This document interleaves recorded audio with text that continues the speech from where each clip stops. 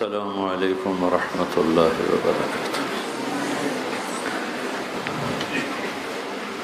بسم اللہ الرحمن الرحیم، الصلاۃ والسلام علی رسولہ الکریم وعلی آلہ وصحبہ اجمعین۔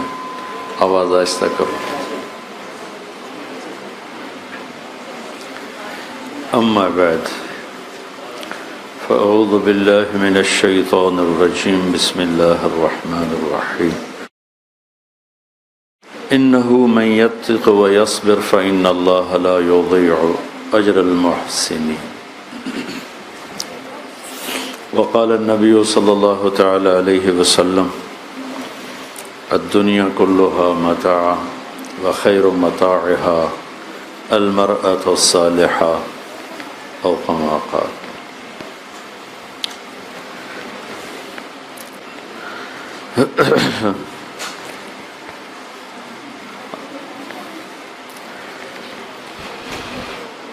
کچھ عرصے سے مجھے مسلسل سر درد ہے، میں کوئی زیادہ بات تو نہیں کروں گا۔ ایک آیت پڑھی ہے میں نے، یہ پورے قرآن کا مجھے خلاصہ نظر آتی ہے، اور زندگی گزارنا ایک مشکل کام ہے، اور زندگی ایک مشکل راستہ ہے۔ یہ موٹر وے کی طرح نہیں ہے، یہ پگڈنڈیوں والا راستہ ہے، نشیب و فراز ہے، اندھیرے ہیں، مشقتیں ہیں، کانٹے ہیں۔ انسان جانتا نہیں کہ ان سے گزرنے کا طریقہ کیا ہے، اس سے گزرنے کا طریقہ کیا ہے، ان سے نمٹنے کا طریقہ کیا ہے۔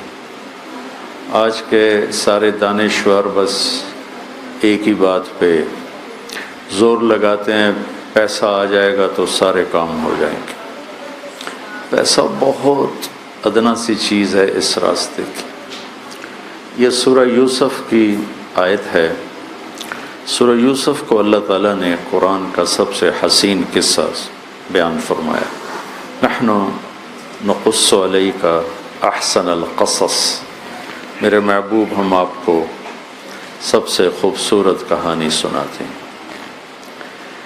پھر یوسف علیہ السلام کی کہانی چلتی ہے، اور یوسف علیہ السلام ساری مشقتوں سے نکل کر جب ان کے بھائی ان کے سامنے بولتے ہیں، سامنے پیش ہوتے ہیں، تو اپنی ساری داستان کو وہ ایک جملے میں پروتے ہیں، اور دو لفظ اس کا وہ خلاصہ بتاتے ہیں۔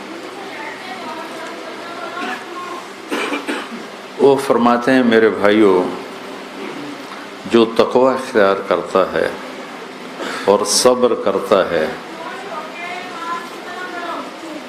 اللہ ان کے اجر کو کبھی ضائع نہیں کرتا۔ ان کو محسنین کہا، اللہ محسنین کے اجر کو ضائع نہیں کرتا۔ احسان کہتے ہیں کسی کام کو، جس کام کو بھی کرے بہت اعلیٰ معیار کا کرے اور بہت خوبصورت کر کے کرے، اس کو عربی میں احسان کہتے ہیں۔ تو یوسف علیہ السلام کی کہانی میں ایک امتحان تو گناہ کا ہے۔ ایک عورت ان کو گناہ کی دعوت دیتی ہے بھرپور طریقے کے ساتھ، وہ سارے اسباب کو جمع کرتی ہے اور سارے راستے وہ بند کرتی ہے، اور اس کو یوسف علیہ السلام معاذ اللہ سے توڑتے ہیں، اور دروازے کھلتے چلے جاتے ہیں، اور وہ نکلنے میں کامیاب ہوتے ہیں، اپنے آپ کو گناہ سے بچایا۔ دوسری کہانی لمبی ہے۔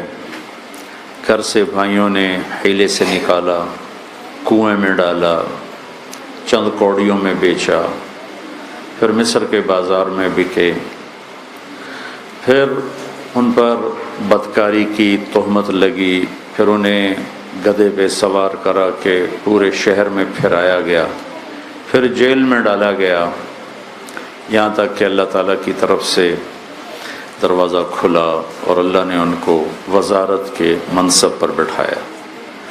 اور بھائی بھی آئے وہاں غلہ لینے کے لیے۔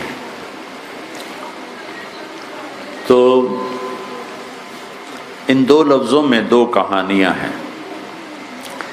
جب حالات کی شدت آئے تو کیا کرنا ہے، اس کے لیے لفظ صبر ہے، اور جب گناہ کی دعوت ملے تو کیا کرنا ہے، اس کے لیے لفظ تقویٰ ہے۔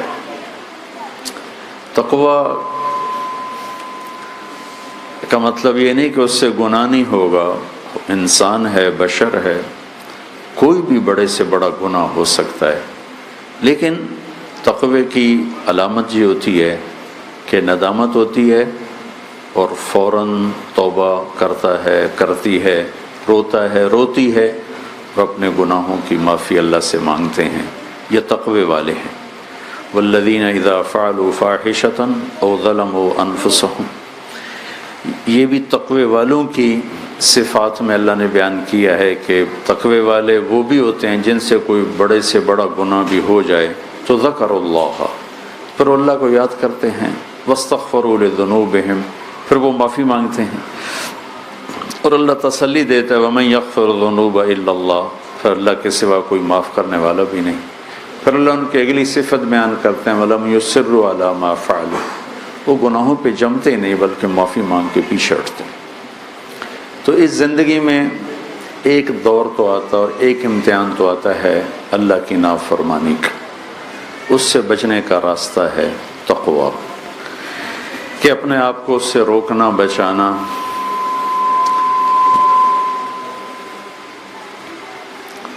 جو اللہ کی طرف متوجہ ہوتا ہے، روتا دھوتا ہے، روتی دھوتی ہے، تو ساری دھرتی گناہوں سے بھری ہو تو بھی اللہ تعالیٰ معاف فرما دیتے، کہ معاف کرنا اللہ کو پسند ہے۔ اللہ کے نبی کا فرمان ہے تم سب نیک ہو جاؤ، کوئی گناہ نہ کرو، تو اللہ تم سب کو موت دے کے جنت میں ڈال دے گا، پھر ایک ایسی قوم پیدا کرے گا جو گناہ کریں گے، پھر توبہ کریں گے، پھر اللہ انہیں معاف کرے گا۔ تو کسی گناہگار کو دیکھ کر کبھی حقارت کی نظر سے نہیں دیکھنا چاہیے، بلکہ یہ ہمیشہ رہے کہ پتہ نہیں کب توبہ کرے، اللہ تعالیٰ اس کو معاف فرماتے۔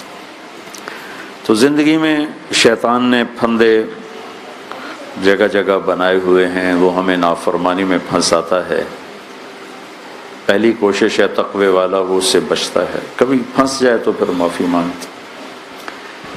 دوسری چیز جو ایمان کے بعد میرے نزدیک ایمان کی سب سے بڑی صفت وہ صبر ہی ہے، کہ صبر ایمان کی تمام صفات کا لازمی جزو ہے۔ جیسے زندگی کا لازمی جزو پانی ہے، پانی نکل جائے تو زندگی کا خاتمہ ہو جاتا ہے، صبر نکل جائے تو ایمان کی صفات مردہ ہو جاتی۔ دنیا اور آخرت کی دونوں کامیابیوں میں اللہ نے صبر کو ہر جگہ ذکر کیا ہے۔ وَجَعَلْنَا مِنْهُمْ أَئِمَّةً يَهْدُونَ بِأَمْرِنَا لَمَّا صَبَرُوا، ہم نے انہیں امامت عطا فرمائی جب انہوں نے صبر کیا۔ وَجَزَاهُمْ بِمَا صَبَرُوا جَنَّةً وَحَرِيرًا، ہم نے انہیں جنت اور ریشمی لباس دیے جب انہوں نے صبر کیا۔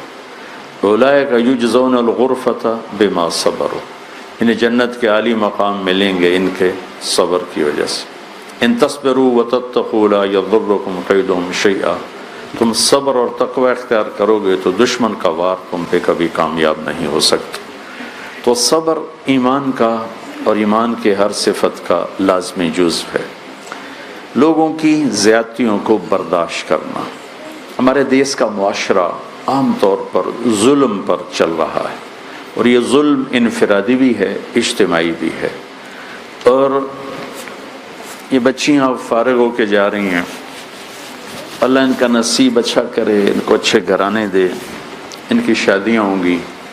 ہمارا سارا ماحول ہی ظلم کی بنیاد پر ہے، لیکن ہمارا سسرالی معاشرہ بہت زیادہ ظالم ہے، حد سے زیادہ ظالم۔ لاکھوں، اس میں نہ کوئی دیندار اور نہ کوئی دنیا دار، اس میں سب تقریباً برابر ہیں کہ سسرال میں جانے والی بچی وہ ایک بھٹی میں جا کے گرتی ہے، اللہ کسی کا نصیب اچھا کر دے اور اخلاق والا گھر مل جائے تو ایسے لاکھوں گھر تلاش کروں تو شاید ایک بھی نہ ملے کہ اس کا اس وقت کتنا فقدان ہے۔ تو میں اپنے آپ کو، یہ ہمارے سننے والے بھائی بیٹھے ہیں، آپ خواتین ہیں، یہ ہماری بچیاں ہیں، سب کو یہ گزارش کروں گا کہ اپنی زندگی کی سب سے بڑی دولت صبر کو بنا لیں۔ غلط رویے آئیں، غلط بول سننے کو ملیں، شدت دیکھنے کو ملے، شدت سننے کو ملے، حق تلفی ہو۔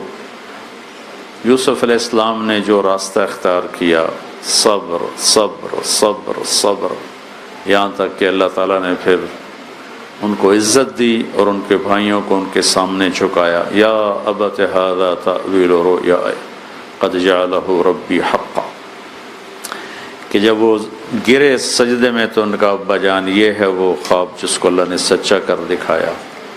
تو میں اپنے آپ کو بھی یہ نصیحت کرتا ہوں اور آپ سب سے، اس معاشرے میں اگر عافیت اور امن کے ساتھ زندگی گزارنی ہے تو چپ رہنا سیکھیں، زبان پر بندش لگانا سیکھیں۔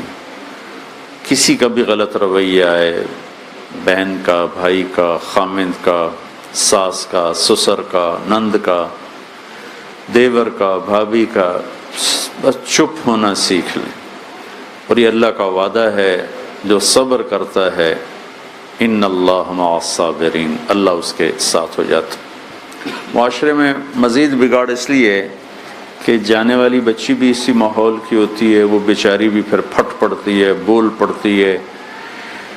اس وقت طلاق اتنے زیادہ بڑھ چکے ہیں کہ ہولناک ہوش ربا اس کی شرح ہو چکی ہے طلاقوں کی، کہ عدم برداشت کی وجہ سے بہت جلدی گھر ٹوٹتے ہیں، بہت جلدی گھر ٹوٹتے ہیں۔ تو میں آپ سب بچیوں کو قرآن کی یہ دو باتیں یاد دلاؤں گا، اور جو مستورات آئی ہیں، ایک گناہوں سے بچنے کا راستہ اختیار کریں، ہو جائے تو اللہ سے معافی مانگیں۔ اور ایک گناہ جو اتنی کثرت سے ہے جس پہ توبہ کا خیال بھی نہیں آتا، وہ غیبت ہے، اوروں کی حقارت ہے، اوروں کی کمیاں پکڑنا اور دیکھنا ہے، اوروں کی برائیوں کے تذکرے کرنا ہے، جھوٹ بولنا ہے، شکایت لگانا اور آپس میں لڑانا الجھانا، یہ ایک عام وبا ہے ہمارے معاشرے کی۔ آپ سے بھی کہتا ہوں، اپنے آپ سے، کہ اپنی زبان کو سچ کا عادی بنائیں، میٹھے بول کا عادی بنائیں، اچھی گفتگو کا عادی بنائیں۔ جہاں کسی کی غیبت ہو وہاں سے اٹھ جائیں، نہ سنیں نہ بولیں، تو آپ کا دل پاک ہو جائے گا۔ اور آنے والی ناگواریوں کو صبر کے ساتھ برداشت کریں، اللہ آپ کا ساتھی ہو جائے گا، آپ کے لیے راستے کھلیں گے، آپ کے لیے راہیں ہموار ہوں گی، کہ میرے اللہ کا وعدہ ہے ان اللہ مع الصابرین۔ اور قیامت کے دن اعلان ہوگا فَلْيَقُمْ أَهْلُ الصَّبْرِ، صبر والے کھڑے ہو جاؤ۔ تو ایک چھوٹی سی جماعت کھڑی ہوگی اور اللہ ان سے کہیں گے جاؤ جنت میں چلے جاؤ، تمہارا کوئی حساب نہیں۔ یہ اتنا بڑا پرچہ ہے جس کو دنیا میں جو حل کر گیا وہ قیامت کے دن بغیر حساب کتاب کے جنت میں داخل ہوگا۔ اللہ آپ کا نصیب اچھا کرے۔ السلام علیکم۔